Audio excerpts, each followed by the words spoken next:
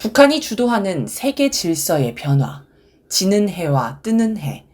고대 로마의 율리우스 카이사르가 한 분할하여 지배하라라는 말은 상대를 분열시킨 뒤 지배하는 분할 통치 전략을 뜻합니다. 이 말을 국제정치에서 가장 적극적으로 활용한 나라는 미국일 것입니다.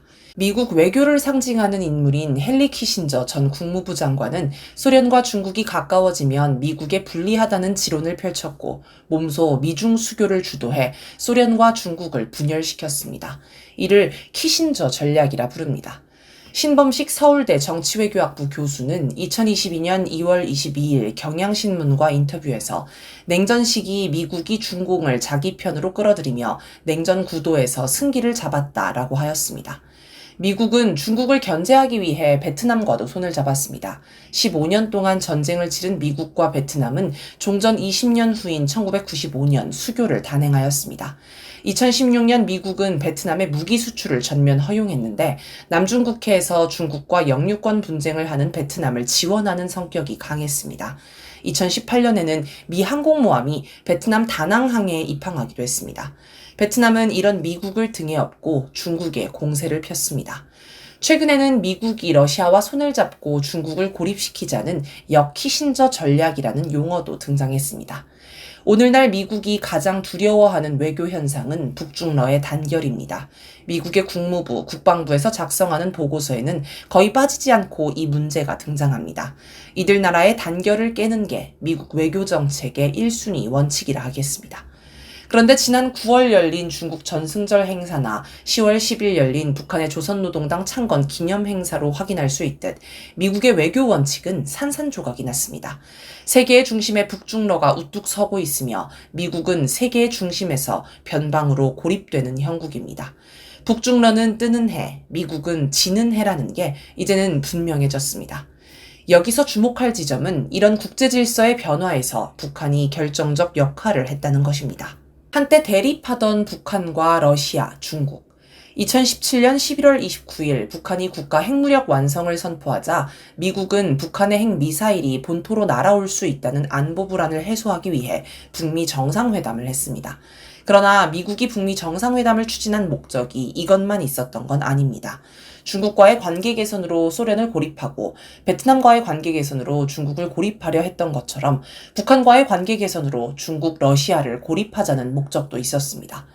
박후건 경남대학교 교수는 2018년 5월 28일과 10월 17일자 프레시안 기고글에서 트럼프 대통령은 북핵 문제를 해결함으로써 조선, 북한을 미국 편으로 끌어들이고 조선을 통해 중국을 견제하려는 전략을 짰으며 더 구체적으로는 트럼프 대통령 입장에서 북한과 국교 정상화를 하고 북한이 절실히 필요한 경제 지원을 해주고 북한을 미국 편으로 만들면 큰 비용을 들이지 않고 중국을 견제할 수 있는 가장 효과적인 방법이 될 수 있다라고 하였습니다.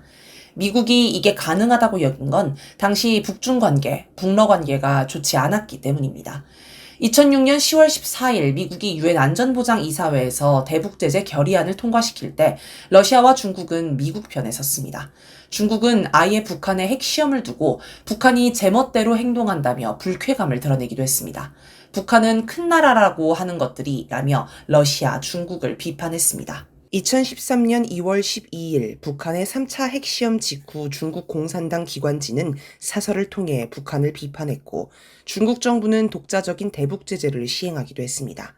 2015년에는 중국 전승절 열병식에 박근혜를 초대해 시진핑 중국 국가주석 옆에 세우기도 했습니다. 러시아 역시 대북 제재 결의안을 충실히 따라 러시아에 파견된 북한 노동자를 본국으로 돌려보냈습니다. 2015년 12월 모란봉악단의 중국 공연 취소 사건은 당시 북중 관계가 얼마나 심각했는지를 잘 보여줍니다.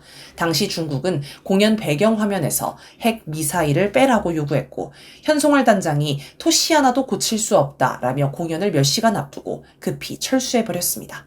노동신문은 2018년 2월 8일자 논평 무엇을 얻어보려고 비루한 참견질인가에서 훈시질에 여념이 없는 중국의 일부 전문가들과 언론은 세계 면전에서 고립 배격당하고 있는 트럼프패나 아베 일당 그리고 시대 밖으로 밀려난 남조선 보수 나부랭이들과 꼭 같이 놀고 있다라고 중국을 맹비난했습니다.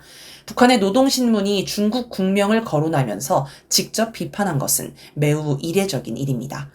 이렇게 당시 북중 관계, 북러 관계는 매우 험악했습니다. 이때 북한이 러시아, 중국과 계속 대립하면서 미국에 붙었으면 베트남처럼 경제 성장을 했을 수도 있습니다. 한 방에 관계를 반전시킨 북한. 2018년 3월 북미 정상회담을 앞두고 북한은 중국과 먼저 정상회담을 했습니다. 이것은 미국의 키신저 전략에 강한 타격을 준 역사적인 조치이며 세기적인 주요 장면이었습니다. 실망하고 분노한 트럼프 대통령이 북미 정상회담을 취소한다고 했다가 번복할 정도였습니다. 북한은 북미 정상회담을 하기로 합의하면서 중국이 위기를 느낄 때 북중 정상회담을 전격 추진해 중국이 아무 조건 없이 즉각 정상회담 개최에 합의하도록 했습니다. 중국은 김정은 국무위원장에게 황제급 의전을 선보였으며 엄청난 선물 공세를 폈습니다. 중국은 북중 관계를 깨뜨리게 될까봐 북한의 핵 문제를 꺼낼 수 없었습니다. 이렇게 북한은 격렬하게 대립하던 북중 관계를 일거에 전환하는 데 성공했습니다. 2019년 2차 북미 정상회담을 할 때는 북한이 베트남과 정상회담을 통해 양국 관계를 돈독히 했습니다. 과거 베트남 전쟁 때 북한이 베트남에 전투기 조종사를 파병하면서 양국은 혈맹 관계를 맺었습니다. 북한은 북베트남과 조종사 파견에 관한 협정을 체결하고 100여 명으로 추정되는 조종사를 파견했습니다. 판푸타이 베트남 공군 중장의 회고록에 따르면 1967년에서 1968년 기간 북한 조종사는 1266회 출격해 미군 항공기 26대를 격추하고 8명의 조종사를 생포했다고 합니다. 또 북한은 무기 10만 정, 군복 100만 벌 등 물자 지원을 했고 공병부대를 보내 갱도 건설을 지원하기도 했습니다. 북한 기록에 따르면 북한이 베트남 전쟁에 지원한 물자를 합산하면 당시 북한 돈으로 1억 7,500만 원이라고 합니다. 당시 북한 노동자 한 달 월급이 약 40원임을 고려하면 현재 가치로 2천만 달러 정도로 추정해 볼 수 있습니다. 이와 별도로 경제 원조 협정을 맺어 4천만 루블을 무상 지원하기도 했습니다. 이번 쿠르스크 전투 파병 이상으로 북한이 적극적으로 베트남을 지원했음을 알 수 있습니다. 그런데 북한이 1990년대 중후반 이른바 고난의 행군을 할 때 베트남은 미국에 붙어서 북한을 지원하지 않았습니다.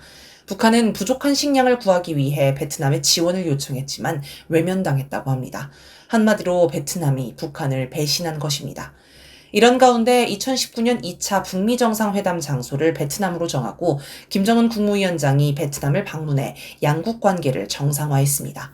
이번 북한 노동당 창건 80주년 기념 행사 때 또람 베트남 공산당 총비서가 환대받고 주석단에서도 김정은 국무위원장 바로 옆에 선 것을 보면 당시의 성과가 지금까지 이어지고 있음을 알 수 있습니다.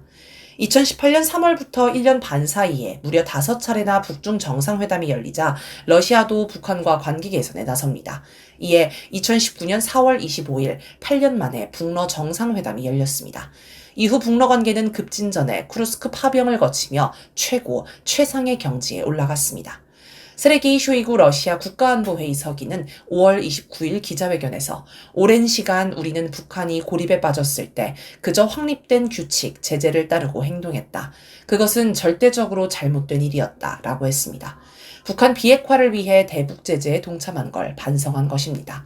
러시아처럼 자존심이 대단히 강한 나라가 공개적으로 반성한 것은 쿠르스크 전투에서 희생적으로 싸운 북한에 감복했기 때문으로 보입니다. 북한은 외교의 기본이 이해관계를 따지는 게 아니라 진정을 나누는 것이라고 합니다. 이게 상대 국가를 감복하게 하는 요인일 것입니다. 북한의 근원은 주체 사상. 오늘날 북한이 키신저 전략을 산산조각 내고 북중러 단결로 미국 몰락의 역사를 열어내는 근원에는 무엇이 있을까요? 아무래도 북한에만 있는 사상인 주체 사상에 그 뿌리가 있는 것으로 보입니다. 러시아, 중국, 베트남에는 주체 사상이 없습니다. 그들의 사상은 과거 마르크스 레닌주의에 뿌리를 두고 있는데 이 사상은 경제를 가장 중요하게 봅니다. 그러나 주체 사상은 정치를 가장 중요하게 보며 사상을 결정적 요인으로 봅니다. 경제를 가장 중요하게 보는 사람은 돈을 벌기 위해 미국에 붙고 나아가 미국 가랑이 사이로 기는 것도 마다하지 않습니다. 그러나 정치를 가장 중요하게 보는 사람은 세계를 약탈하는 미국식 정치에 맞서 사회주의 정치가 단결되는 것을 가장 중요하게 여기게 됩니다. 그리고 주체 사상은 사람이 가장 중요하다는 사상을 핵으로 하기 때문에 외교에서도 이해관계가 아니라 진심을 다하는 것을 절대시한다고 합니다. 이런 요인들 때문에 북한이 반미 진영과 북중러 단결이라는 세계에 없었던 새 역사를 주도적으로 펼치는 것 아닌가 싶습니다. 이대로 가면 북한의 주체 사상이 전 세계에 급속히 확산할 수 있습니다. 이건 좋은가 싫은가 옳은가 그른가의 문제가 아니라 현실이 그렇게 될 수 있다는 것입니다. 따라서 북한의 주체 사상에 관한 연구가 시급합니다. 지피지기면 백승입니다.